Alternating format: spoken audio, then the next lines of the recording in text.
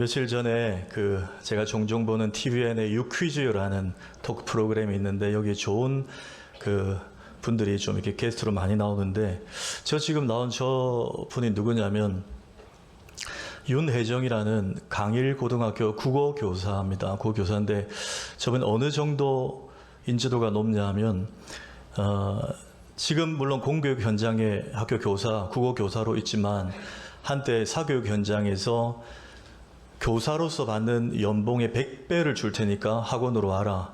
이 정도로 스카우트제가 왔는데도 거절하고 현재 한 고등학교의 국어교사로 묵묵히 학생들을 가르치는 윤혜정이라는 교사입니다. 저번에 나와서 여러 가지 이제 현재 한국 교육에 대해서 얘기를 했는데 그 중에 하나 기억에 남는 것이 요즘 아이들이 피지컬, 체격은 커지고 막 키도 크고 한데 거기에 비해서 어떤 지적인 능력, 특히 국어로 치면은 문해력이 많이 떨어진다. 이런 안타까운 얘기를 지적을 했습니다. 이번에 교육 현장에 있으니까 신뢰를 들었는데 이건 우리가 들어본 얘기일 거예요. 아이들 중에 한자도 약하고 문해력도 떨어지고 하다 보니까 종종 우리가 애도할 때 심심한 사과를 드립니다. 이걸 이해를 못해서 왜 사과를 그렇게 무성의하게 심심하게 하냐 이렇게 받아들인 애도 간혹 있다는 것이고, 또 한 번은 역사교사가 수업을 하는 중에 여러분 이 일이 바로 이 사건이 바로 그 일의 시발점이 되었습니다 이랬더니 어떤 애가 선생님 왜 욕을 하세요? 이렇게 반응한 애도 있었다는 거예요. 여기서 안 웃는 분들은 이 의미를 뭔지 모르시는 거예요. 시발점이 뭐죠? 그 일의 시작, 도화선이 됐다. 발음이 조금 오해할 요소가 있지만 그건 정확한 말이죠. 시발점이 됐다. 그러니까 이분이 주장하는 바가 아이들이 체격은 커지는데 이런 어떤 좀 지적인 수준, 문해력 이런 것들이 많이 떨어진다는 거예요. 부민초 같은 경우도 이제 한 달 정도 겨울방학 끝내고 물론 봄방학이 남았지만 지난주에 개학을 해서 애들이 이제 학교를 저희 집에도 이제 학교 개학에도 갔다가 첫날 돌아오자마자 하는 말이 아빠 학교 갔더니 나 실내화가 작아졌어 그래요. 그리고 실내화가 작아진 게 아니고 뭡니까? 발이 자라는 거예요. 예. 한 달 만에 쑥쑥 자라는 거예요. 한 달 만에 발도 막 커지고 막 그래요. 저보다 많이 먹어요 요즘에. 예. 자라는데 이분의 지적으로는 어떤 그런 것들이 아이들이 따라가지 못한다는 거예요. 지난주에 우리가 오병이어 기적을 살펴봤습니다. 대략 기억나시죠? 오늘은 그 기적 직후에 일어난 일을 담고 있는데 오늘 본문을 제가 유심히 몇 번이고 계속 살펴봤습니다. 그랬더니 하나의 관점이 떠올랐어요. 예수님이 이 오병이어 기적 이후에 제자들이 조금 더 영적으로 자라나기를 원하셔서 어떤 의도를 가지고 지금 액션을 취하셨다는 것을 발견할 수가 있습니다. 그 관점으로 보면 주님의 그 마음이 두 가지가 느껴져요. 그 의도가 두 가지가 느껴진다. 제자들이 영적으로 이렇게 좀 자라났으면 좋겠다. 그 관점이에요. 크게 두 가지인데 첫 번째는 과거의 영광에만 머물러 있지 말라는 가르침을 주님이 지금 제자들에게 주고 계시는 거예요. 자, 45절 한번 볼까요? 45절에 읽습니다. 시작. 예수께서 즉시 제자들을 재촉하사 자기가 무리를 보내는 동안에 배 타고 앞서 건너편 벳세다로 가게 하시고. 오병이어를 본 수천 어쩌면 만 명이 넘어가는 사람들이 야 이분이 우리와 함께하면 우리 의식주는 문제없다 싶어서 이분을 붙잡아서 예수님을 임금 삼고자 줬어요. 예수님은 산으로 막 피신하는 상황에 이제 갈 길이 없어서 예수님이 딱 스탑하고 무리들을 설득해서 돌아가시오. 오늘 여기까지 돌아가시오.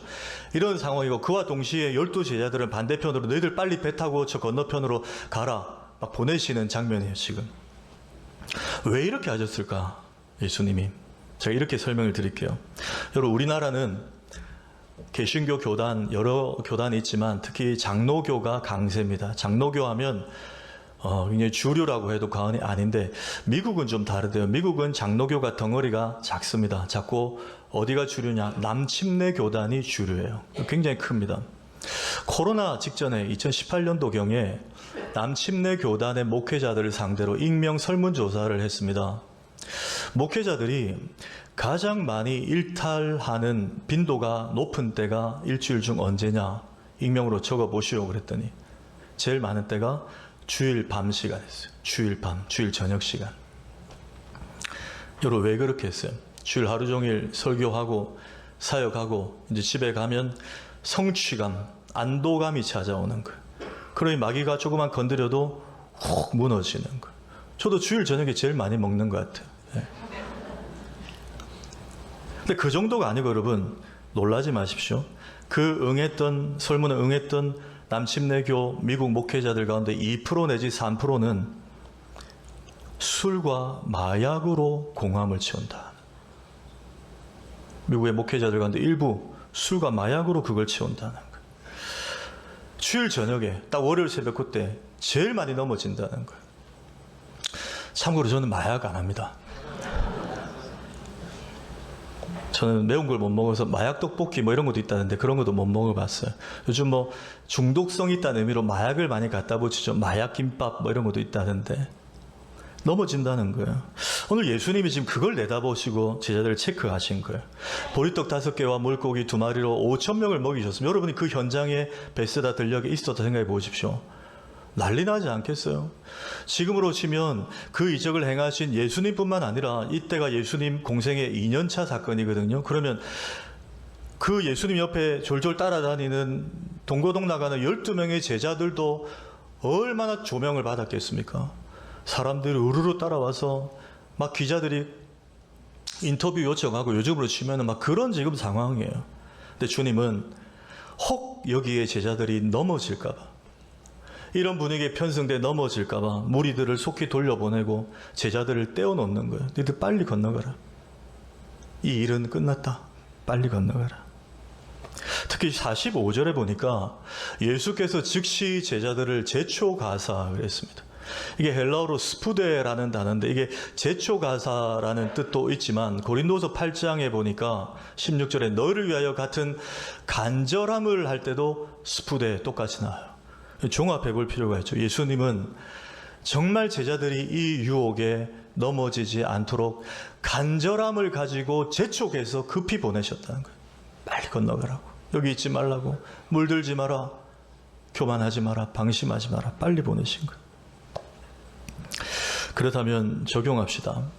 이 시대를 사는 저와 우리 성도님들도 이런 유혹이 있을 수 있는데 우리는 여기에 넘어지지 않기 위해서 어떻게 해야 될까요? 작은 2가지를 적용합니다. 첫째, 오병이어는 읽습니다. 시작. 오병이어는 제자들이 아니라 주님이 하신 일임을 기억해야 합니다. 여러분 맞습니까? 예수님이 하신 일임을 늘 우리는 잊지 말아야 돼요.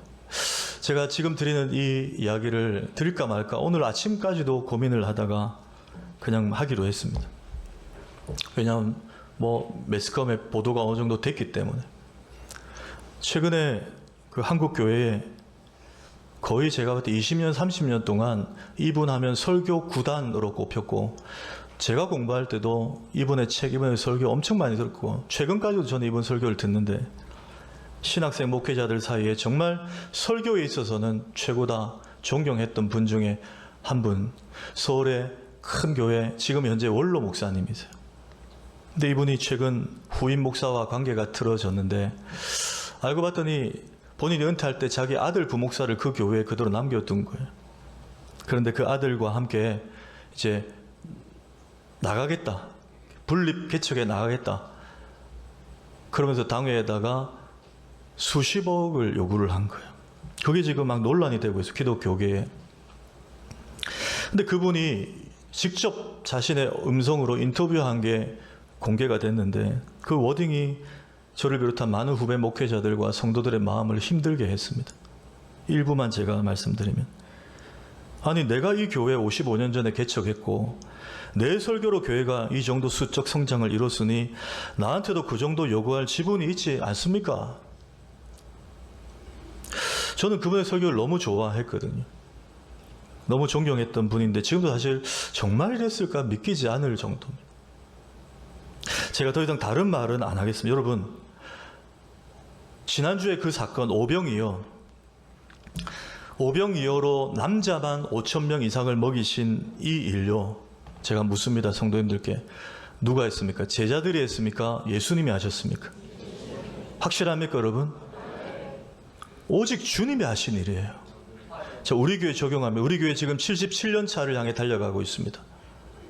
부민교회 대형교회 아닙니다. 그러나 여기까지 올 수 있었던 것 100% 아니 120% 전적인 하나님의 은혜 맞습니까?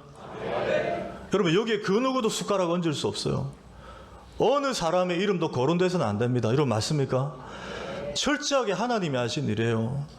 내 지분이 있다니요. 누가 그렇게 감히 말할 수 있습니까? 우리는 쓰임 받았을 뿐이죠. 주님은 혹여나 이 제자들이 그 막 날린 통에 현장에 놔두면 자기들이 마치 예수님인 양 자기들이 행한 것처럼 스타병에 걸려서 넘어지고 할까봐 막 재촉에서 지금 스푸대 간절한 마음으로 재촉해서 지금 보내신 거예요. 두 번째 적용합니다. 오병이어는 이미 어제의 일이라는 것을 꼭 기억해야 됩니다. 어제의 일이래요. 여러분 아시는데 우리나라는 밤 12시가 넘으면 내일이라고 합니다. 12시 1분 되면 내일이에요. 그렇죠? 근데 유대인들은 조금 다릅니다. 그날 저녁 6시 해가 딱 떨어지면 그때부터 내일이에요. 그래서 토요일이 안식일이었지만 그들은 금요일 저녁 6시 딱 해 떨어지면 안식일 율법대로 지켜나갔습니다. 그런데 오늘 여러분 47절 보십시오. 어떻게 시작하죠? 저물매 그랬습니다. 해가 저물었어요. 그럼 이제 날이 바뀌었다는 거예요. 오병이어는 언제의 일입니까? 어제의 일입니다. 어제의 일이 된 거예요. 얘들아, 제자들에게 어제 받은 은혜, 어제 너희가 목격한 영광, 그걸로 평생을 살 수는 없다는 거예요. 빨리 다음 사역지로 건너가라는 거예요. 여러분 다윗이 하나님 앞에 평생 후회하는 일이 하나 있었잖아요. 우리아의 아내 밧세바를 범한 일. 여러분 그 범죄의 발단이 된 게 그 배경을 여러분 아시죠? 암몬이 공격해 왔을 때 다윗이 마음속에 안도감이 있었어요. 내가 그동안 전쟁 많이 했고 이 정도는 충신 요압과 밑에 애들만 보내도 되겠다.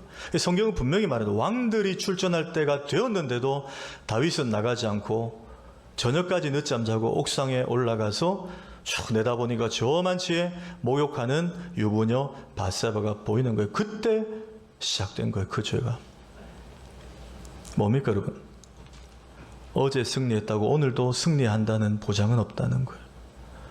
여러분 우리 교회 70년 넘게 주신 은혜 너무나 귀하고 감사하지만 그 과거만 붙들고 있으면 그것이 우리를 이끌고 가는 건 아니에요.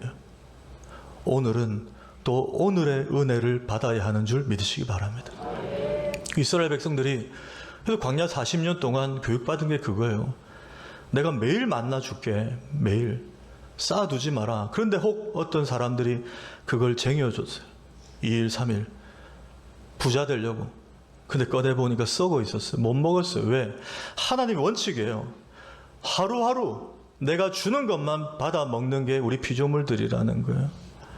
과거의 것들 붙들고 그걸로 내일을 살 수 없다는 거예요. 오늘은 오늘 또 은혜 받아야 된다. 우리 교회는 그런 분이 없는데 저 호주에는 있대요. 격주로 교회에 나오십니다. 지난주도 현장 예배 드렸으니까 이번 주는 온라인으로 뭐 헌금만 보내면 되지 뭐. 그러니까 한 주 왔다가 한 주 안 왔다가 징검다리 코로나 이후에 이런 층들이 있대요. 한 주 왔다가 그 다음 주 안 왔다가 또 한 주 왔다가. 그러니까 목사님도 헷갈리는 거예요. 이번에 왔는가 안 왔는가 교회 다니는가 안 다니는가 헷갈리는 거예요. 그런 분들이 있대요. 부민교회는 없어요. 없어야 돼요. 왜? 여러분 오늘 또 주일 은혜 받아야 한 주 살아가는 줄 믿습니다. 지난주 은혜 받았다고 오늘 예배 안 드리면 어떡해요? 그건 안 된다는 거예요. 큰 입은 과거 영광에 머물러 있지 말되 시선은 주님께 머물러 있어야 한다는 거예요. 과거의 영광에는 머물러 있지 않지만 우리의 시선만큼은 어떤 상황에도 예수님께 머물러 있으라는 거예요. 제가 예전에 이 책을 한번 소개했는데 경영학 계열의 베스트셀러 넛지라는 책이 있습니다. 넛지. 저 뜻을 제가 설명했는데 기억나십니까? 저 넛지라는 말은 이런 뜻이에요. 팔꿈치로 쿡쿡 찔러서 막 깨닫게 해주는 거, 알려주는 거예요. 툭툭 눈치 주는 거예요. 예를 들어 볼게요. 부부 동반 모임에 식사를 하러 갔는데, 자기 남편이 다른 집 그 부부들한테 집 안에 좀 밝히면 안 되는 내밀한 이야기를 눈치 없이 쓱 하기 시작해요. 그 부인이 어떻게 해요? 툭툭. 입 다물어라. 입 다물어라. 입 다물어라. 복가술입니다. 찌르자 그만하라고 이 눈치 없는 남편아. 차마 인간화는 못하겠고. 예. 그거예요. 우리 여대생들 청년들이 스타벅스에 한 3명이 커피 마시러 갔어요. 다 얘기하고 있는데 저 앞 테이블에 차은우 같이 잘생긴 남학생이 탁 앉더니 패드를 탁 펴고 헤드폰을 딱 펴고 아메리카노를 쫙. 한 여학생이 우리 교회 부명교 여청년 한 명이 싫어 안 해요, 여러분? 그걸 딱 보고 너무 잘생긴 거예요. 옆에 애들한테 툭툭 봐라. 너무 잘생겼다. 너무 잘생겼다. 구민영 목사님 닮았다. 구 목사님 잘생겼잖아요. 예. 그거 넛지라는 거예요. 깨우쳐주는 거. 눈치 못 채는데 눈치채게 하는 게 넛지예요. 자, 오늘 48절 보십시오. 바람이 거스름으로 제자들이 힘겹게 노젓는 것을 보시고 밤 4경쯤에 바다 위로 걸어서 여기까지는 우리 기대되는데 그 다음에 예수님의 행동 이상해요. 그들에게 오셨으면 해결을 바로 해주셔야 되는데 지나가려고 하셨어요. 좀 쑥 지나가셨다는 거예요. 이게 뭐예요? 넛지예요. 예수님의 넛지예요. 우리가 아는 예수님은 귀한 예수님은 오셔서 풍랑을 잠재우시고 믿음이 없는 자들아 이런 적도 있으셨잖아요. 바로. 그런데 이때는 예수님이 훈련을 시키시는 거예요. 쓱 지나가시면서 그들의 시선을 예수님께 더 몰아가게 하는 거예요. 얘들아 나를 봐라. 내가 여기 있잖아. 자, 그러고 잠시 후에 51절 이하에 보십시오. 배에 올라 그들에게 가시니 바람이 그치는지라 제자들이 마음에 심히 놀라니 이는 그들이 이것 깨우쳐 주시려고 어제 떡 떼시던 일을 깨닫지 못하고 하루 만에 그거 잊고 마음이 둔하여진 제자들. 얘들아 내가 어제 어떻게 했냐. 5,000명이 넘는 사람들에게 그 보리떡 5개를 내가 쉴 새 없이 떼어줬더니 그게 기적처럼 펼쳐지지 않았냐. 왜 금세 마음이 둔하여졌냐. 내가 너희들 옆에 이렇게 여전히 있는데 그거를 바로 해결해 주시지 않고 넛지로 툭 찔러주시는 거예요. 100주년 기념교회 은퇴하셨던 이재철 목사님이 그분의 책에 이런 얘기했어요. 목회하실 때 2번의 안 좋은 큰일이 비슷한 일이 2번이나 있었대요. 비슷한 일이. 교회 학교 수련회를 보냈는데 초등부 학생들. 한 남자애가 물놀이 하다가 그만 익사사고로 죽은 거예요. 얼마나 여러분 힘든 일입니까? 근데 그 부모님은 2분 다 직분자였어요. 그게 오래됐던 직분자. 그런데 그 부모님 마음은 이해하지만 그 일로 형사고발을 하고 민사소송을 하고 여러 가지로 해서 교회를 한 2년 반 동안 막 이제 힘든 일이 일어나게끔 한 거예요. 겨우 해결이 됐어요. 몇 년 후에 또 초등부에서 캠프를 가는 또 한 아이가 익사사고로 죽은 거예요. 근데 그 죽은 아이의 엄마는 그 교회에 나온 지 좀 된 서리 집사님이고 아빠는 나온 지 몇 주밖에 안 된 초신자. 여러분 더 심각한 일이 펼쳐질 것 같지 않습니까? 아빠가 초신자래요. 교회 나온 지 얼마 안 됐대요. 그럼 얼마나 더 힘들게 할까요? 근데 아니었어요.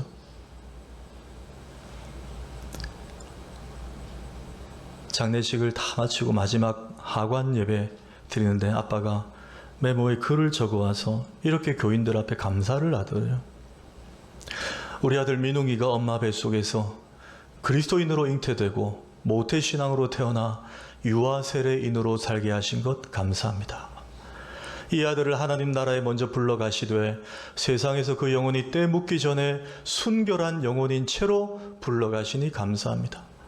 아들을 데려가시되 교통사고처럼 끔찍한 사고 현장 아니라 하나님 말씀 배우는 수련회장에서 데려가셔서 감사합니다. 사랑하는 아들이 떠났기 때문에 그 빈자리가 당장은 아프겠지만 하나님 은혜로 채워주실 것을 믿기에 감사합니다. 아들 장례식을 위해 교회분들이 이렇게 사랑을 베풀어 주셔서 감사합니다. 제가 그 두 가정을 비교해서 그 앞에 직분자를 비난하려는 의도는 없습니다. 부모로서 마음 충분히 이해하죠. 그런데 이 초신자 아버지에 좀 주목해 보자는 거예요. 교회 나온 지도 얼마 안 됐어요. 주님 만난 지도 얼마 안 됐습니다. 그런데 아들의 죽음을 맞닥뜨리면서 어쩌면 주님의 넛지를 이분이 깨달은 거예요. 아, 예수 믿기 시작한 지 얼마 안 된 가정도 이런 일이 일어날 수 있구나. 하나님 우리 가정이 이런 일을 허용한 이유가 있을 거야. 그 관점에서 바라봐지는 거. 왜? 주님이 그걸 깨닫게 넛지를 해주신 거예요. 여러분, 주님의 넛지를 받아들이면 인생을 보는 해석이 달라지는 줄 믿으시기 바랍니다. 이분이 그걸 보여주는 거예요. 말씀을 정리합니다. 창세기에 보면 야곱이 형과 아버지 속이고 외삼촌 라반의 집에 도주해서 20년 삽니다. 그래서 일도 하고 돈도 벌고 결혼도 해요. 무려 아내를 4명을 얻잖아요. 처를 4명을 얻어요. 그리고 이제 베델 쪽으로 돌아오는 길에 여러분 아십니까? 야곱이 처가 4명이었지만 가장 사랑했던 여자는 하나였어요. 누구죠? 라헬이었습니다. 라헬이 베델로 돌아오는 길에 그만 만삭이 돼서 참지 못해서 길에서 출산을 하게 되는데 그만 상황이 안 좋아서 라헬은 출산 후에 죽게 되죠. 라헬이 죽어가면서 이렇게 말합니다. 창세기 35장 18절에 그가 라헬이 죽게 되어 그의 혼이 떠나려 할 때에 아들의 이름을 라헬은 죽어가면서 남편에게 여보 아들 이름을 베논이라고 하세요. 왜? 얘는 이제 뻔히 엄마 없는 아들로 힘들게 살 거니까 엄마가 자기한테 죽었다는 그 배경을 안고 살 거니까 슬픔의 아들 아닙니까? 그러니 얘를 베논이라. 여러분 고대 근동 성경 시대에는 그래요. 야베스처럼 출산의 스토리, 어떤 그 가정, 배경, 그게 그들의 이름을 붙이게 돼 있었어요. 그 베논이라고 라헬은 자연스럽게 부른 거예요. 그런데 야곱은요, 너 안 된다는 거예요. 당신이 지금 죽어가는 건 너무나 슬픈 일이지만 베논이라고 부를 수는 없어. 그는 하나님의 오른손이 붙들어 줄 것이요 그 이름을 베냐민이라고 할 것이요. 당신이 죽어가는 것은 어쩔 수 없지만 그건 너무 아프지만 하나님이 이 막내 아들을 강한 팔로 붙들어 주실 것을 나는 믿소. 하나님이 얘 부모가 되어줄 거고 하나님이 이 아들을 다시 일으켜 세우실 것이요 베노니가 아니라 베냐민이라고 부르겠소. 여러분 저 순간에 라헬은 육체적인 고통 때문에 발견할 수 없었지만 야곱은 저 순간에도 옆에서 깨닫게 하시는 성령 하나님의 넛지가 있었던 거예요. 그러니 베노니로 바라볼 수밖에 없는 그 상황을 베냐민으로 바라보게 된 것이에요. 여러분 오늘 부민교회 2부 예배 드리는 모든 성도님들에게 이 시각이 열리기를 축복합니다. 이것이 우리에게 있으면 우리가 만나는 어떤 난처한 상황, 당혹스러운 일, 질병의 문제, 물질력의 문제, 아마 여기 만난 분들이 수두룩하세요. 그러나 여러분 다시 일어서십시오. 주님이 당장에 이 문제를 오셔서 배에 다 해결해 주시지 않는다 할지라도 우리 곁에 때로 보여주십니다. 오늘 말씀으로 많은 성도님들의 중보기도로 그래 기도가 있지, 말씀이 있지, 깨닫게 하셔서 다시 일어서게 하실 줄 믿습니다. 이 믿음으로 살아가시는 우리 모두가 되길 주의 이름으로 축원합니다.